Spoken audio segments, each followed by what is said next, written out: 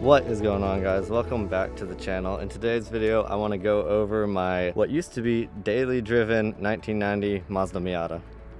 So I did a video about this car on my channel a while back when I first got the car, and since then quite a few things have changed. So today I want to go over all those things and answer some frequently asked questions that I have about the car, as well as maybe get into some of the future plans that I have for it now that it is no longer my daily. But first I just want to give a quick bit of history. I've had the car for 4 years now. Originally I got it just because I had really wanted a Miata for a long time, and I also needed a new daily driver to replace the Protege so I could go further with that build on that car. So when I got the car, it was completely stock. It did already have the OEM hardtop, which was not in as nice condition as it is now. It had some chipping, a little bit of damage around the bottom edge of the hardtop, which I repaired and completely repainted about a year ago. Link to that video above. So the original plan with this car was to try and not go too crazy with it, since it was supposed to be my daily driver.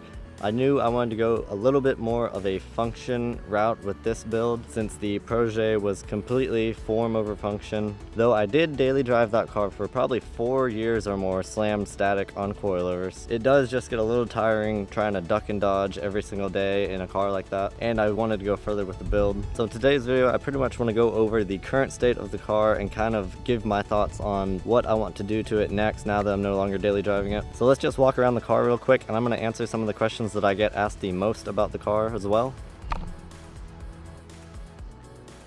So as some of you probably already know, I do work at a body shop doing body repair and paint. I have painted quite a few things on this car since I've had it. So starting at the front here, one of the first things I did was this driver's side fender was damaged on the car when I first got it. So I replaced the fender and painted it. So this fender has been painted. And while we're on the topic of fenders, I'm going to cover this because this is probably one of my most asked questions about this car for sure. And it is going to be, what fenders are these? These are just stock fenders that I've cut. It's very simple if you want to do it yourself, and I think it looks really good. Basically all I've done here is you go on this stock body line, and I put a piece of tape right here about 2 inches from the end of the fender, and you just take a grinder, cutting wheel, your tool of choice, and cut straight along this body line.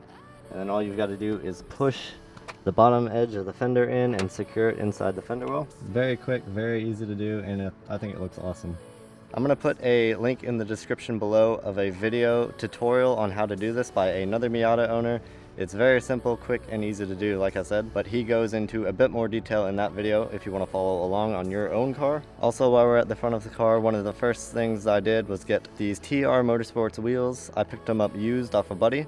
The specs are 15x8 plus 20, and I'm running a 205/50 tire on it. This wheel setup fits pretty easily within the stock body. All I've done is done a mild roll to the fenders. Continuing at the front of the car, one of my first additions was the OEM R-Package front spoiler. That was also on in the first video, so I've had this piece on for a while now. And I said OEM, I should say OEM style. It's not a true OEM lip, it's the one you can get on Amazon for about 60 bucks, and I think it looks pretty good. Also here, another question I get a lot is this toe strap. It's just a Takata toe strap, and it attaches to where the stock little baby teeth toe hooks are. Moving back, another thing that I've painted on this car has been the mirrors. These are not the mirrors that came on the car. This is a 90, and it did not have power mirrors. It had the smaller manual mirrors. I put the power mirrors on because I think they look a lot better. I just like the look of them, so those have been painted as well. Side skirts are another eBay Amazon special. You can see they are wavy. Not too stoked on them, but maybe one day I'll spring for the $200 Project G ones. I did paint these as well black and then clear coated them so they're nice and shiny as opposed to just the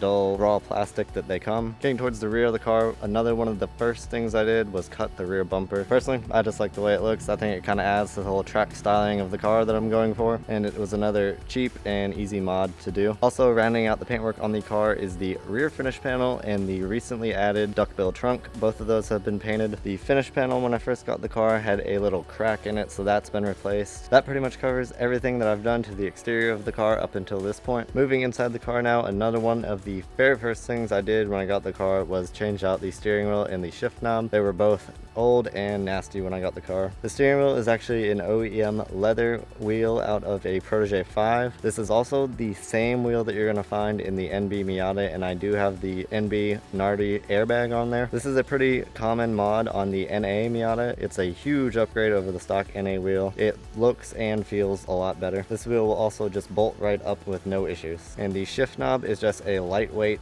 Delrin knob. I like the look of it. It fits what I'm trying to go for with this car. It's also a nice size and feel. The shift boot is actually one that I found on eBay for about 20 bucks. It's leather, I think, or it's pretty nice fake leather. I think it looks pretty nice and matches the floor mats and door sills. The door sills are another one of the things that I added when I got the car. They were not on there originally, but they do come from a Miata. I think they're a nice addition, kind of finishes up the door sill. The gauge hood is an OEM replacement from R-Speed. When I first got the car, the gauge hood was completely missing, so I've added that. And the only other things that I've done inside the car are, of course, the roll bar. It's a Hard Dog hardcore single diagonal, and I painted it silver before I installed it. I'm also using the Garage Star side latches on the hardtop to secure the top, as the OEM side latches do not fit with the roll bar. And that covers everything done to the interior of the car so far. Not a whole lot, just trying to improve upon what was already there. The interior is probably where I'm going to focus a lot of my efforts here coming up soon. I have a few things that I want to do to it. I'll cover that at the end of this video. Right now, real quick, let's go over the final things that I've done to the car. So for suspension, I am running Megan Racing Easy Street Coilovers. That was another one of the first things I've done to the car, so I've had those for a while now, and I can say that I would definitely recommend them. I like the ride. It definitely feels like you're on a coilover, but it's not too uncomfortable. It's fairly smooth most of the time until you hit a bump or do some hard cornering. They are not bouncy at all. I like the fact that it's a fully adjustable coilover with dampening, and they also come with top hats, so you don't have to reuse your stock top hat. So moving under the hood now, there's not a whole lot done under here just yet. This is gonna be another area that I focus on here soon. First of all is the radiator cooling panel. I got this from a buddy off his old Miata before he sold it.